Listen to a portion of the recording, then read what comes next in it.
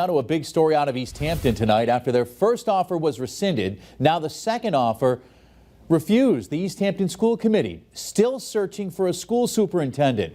And Western Mass News reporter Olivia Hickey joins us live with what's going on there. Olivia. Chris, the first candidate for Easthampton School Superintendent Vito Perrone had his offer revoked for using the term ladies in an email. And tonight we've learned the second candidate for school superintendent withdrew her name for consideration. The search continues for a new superintendent in Easthampton. On Friday, a scheduled school committee meeting was canceled.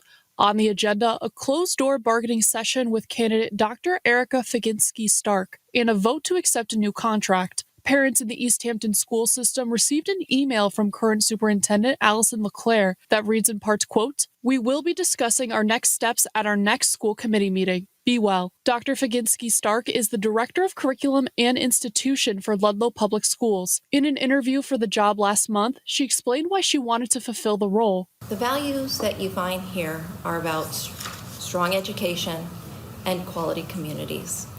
And that is something that I see reflected when I look at Easthampton and the Easthampton Public Schools. I'm looking for a community that is invested in education, a community that cares about students, that cares about what happens in the schools, and is supportive of that. The first candidate, West Springfield's interim superintendent, Dr. Vito Perrone, was offered the role in March. His offer was quickly rescinded, however, after he addressed the committee chair and executive assistant as ladies in a negotiations email, despite the resulting public outcry. Dr. Perrone is beyond qualified for this position, and his redaction from the town is beyond unprofessional. The committee voted Monday night to not continue negotiations with Perrone and offer the role to Faginski-Stark, who recently declined the offer. When Western Mass News stopped by Easthampton Friday afternoon, we found supporters of Perrone carrying signs to draw people to sign a petition in support of Perrone.